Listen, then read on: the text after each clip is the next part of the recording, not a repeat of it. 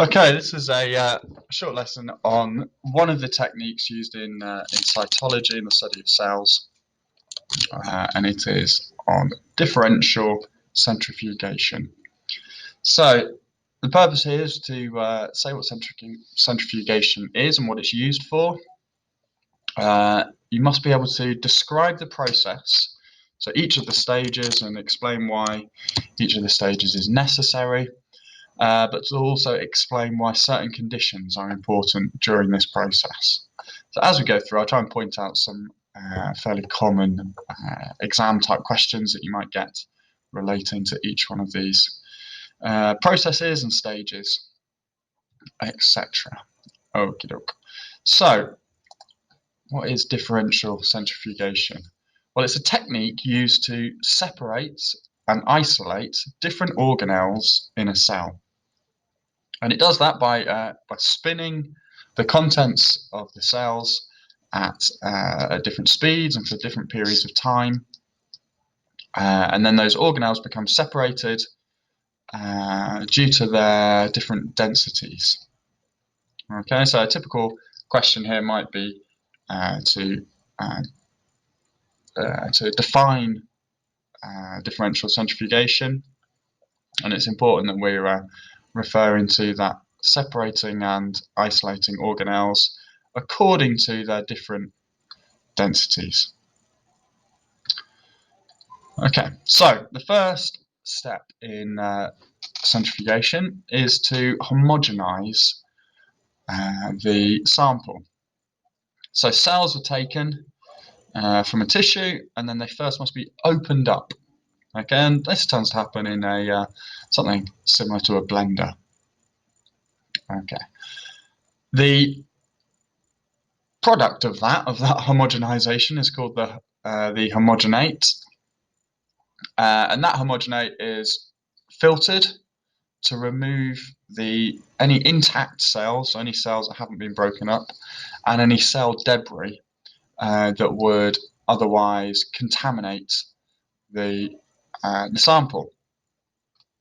Okay, so this blending, this homogenization, releases the organelles. Now, a typical line of questioning here might be related to the conditions necessary for homogenization. So the first thing you should say is that the sample should be ice cold. And the reason for that is at low temperatures there will be low kinetic energy. And where you see that these things are underlined, this is what you need to refer to in the in your responses to gain the marks. So at low kinetic energy, that will minimize the actions of enzymes. So it minimizes enzyme reactions, and the reason for that is to prevent autolysis or self-digestion. So during homogenization, enzymes may be released. Those enzymes could be hydrolytic, and they may be released from the lysosomes. At low temperatures, there'll be low kinetic energy. That's going to minimize those enzymes or prevent autolysis by the hydrolytic enzymes released from lysosomes. So those two bullet points there are enough to explain why it's important to make the process ice cold. The sample must also be buffered. That maintains any pH, and that will prevent denaturation of proteins. And it must also be isotonic. So isotonic meaning that the water potential is equal in the solution and the cells. And that will prevent any water from moving into or out of the organelles by osmosis, which would prevent the organelles from either bursting if the water is moving in by osmosis, or shriveling up if the water is moving out by osmosis. Okay, so common line of questions might be related to one, two, or perhaps all three of those homogenization conditions, and you will need to give the conditions and explain why they are necessary. Okay, so just to reiterate, after that homogenization, the homogenate is filtered. That removes those intact cells and cell debris to prevent contamination. Let's just add that bit in there. So that prevents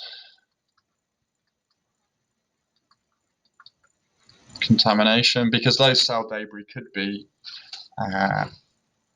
misinterpreted or misconstrued as a particular organelle.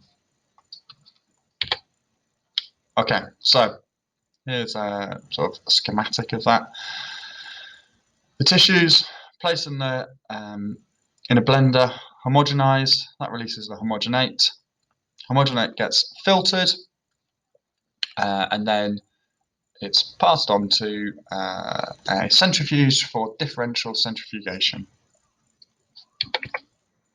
So a centrifuge is a piece of equipment that spins the homogenate at different speeds and for different periods of time. So the different speeds produce different forces. So greater speeds increase the force that can be used to separate and isolate the organelles according to their density.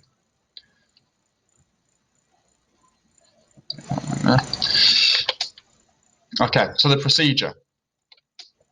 You need to be familiar with this. You need to be able to describe the stages. You may be given a particular organelle and asked how it could be separated from the homogenate. So, after the sample, after that homogenate has been spun for a period of time, it will produce this solid. You can see down in the bottom of the Eppendorf tube there, a solid pellet. Above that is the supernatant. Okay, so first the homogenate is spun at low speeds or lower speeds for a shorter period of time. Okay, and after that first homogenate is spun at a lower speed, so this is 600 G or 600 times gravity for 10 minutes, it will separate out the pellet, and that first pellet will contain the nuclei. Now the nuclei are the most dense organelles, so they will be the first one to be separated at that low speed. Okay, so by pouring off the supernatant into a second Eppendorf tube, that leaves the nuclei in the pellet, and they can be then you've isolated them, and then you can use them to study them. The supernatant gets poured off into a new tube and spun again, this time at a greater force and for a longer period of time. And in that second, so after a greater force for a longer period of time, in that second pellet, if this were an animal tissue, the second pellet would contain the mitochondria. Okay, by pouring off the supernatant again into a third tube, and then spinning at a greater force again for a longer period of time, we're able to separate out the next fraction. And the next fraction will contain fragments of endoplasmic reticulum. So they could be the smooth ER or the rough ER. And what remains then are things like soluble proteins. Okay, so it's important in these questions, if you're asked to identify or asked to explain how a particular fragment can be separated, it's important that you know the order at which they are separated. So the most dense first, then the mitochondria, which are less dense than the nuclei, and then the endoplasmic reticulum, which is less dense than the mitochondria. Finally, after a series of steps, all that will be left in the supernatant are the soluble proteins. Okay. So here we see that process again. Homogenization, filtering, then the first pellet containing the nuclei, second pellet containing the mitochondria, third pellet containing the endoplasmic reticulum and the Golgi apparatus. The fourth pellet will contain the ribosomes. Okay, so that's a little bit different to the diagram that you have in your notes. After the endoplasmic reticulum, it will produce the ribosomes, and then after the ribosomes, if you spin at a greater speed for a longer period of time, you would separate out the endoplasmic reticulum, then the ribosomes, and then the soluble proteins. Okay, there we can see that pellet in a bit more detail, and the supernatant, that suspension of the other cellular contents above. Okay, so this is the order in which they are separated. So it's important first that you identify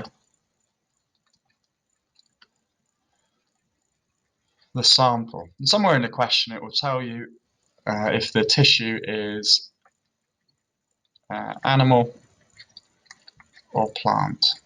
Now obviously if you're watching this video for the pre-medical or pre-dental course, you only need to concern yourself with the animal tissues. For A-level and for the other university courses, perhaps they might be a plant, and it's important that you identify that sample to begin with. Okay, so the order with the most dense, the nuclei, then the chloroplast if it is a plant cell, then the mitochondria, endoplasmic reticulum and the Golgi apparatus tend to be collected together, and the ribosomes are the smallest organelles, I suppose, that can be isolated. And then finally, after you've separated out the ribosomes, the soluble proteins would remain in that supernatant. Now the purpose for this, for isolating those organelles, is to investigate their function of the individual organelles or the individual cell components without the influence of those other organelles. So for example, you may collect the mitochondria to investigate respiration, or aerobic respiration. Okay, here we see this is a high speed or ultra high speed centrifuge necessary for separating out the smallest cell contents.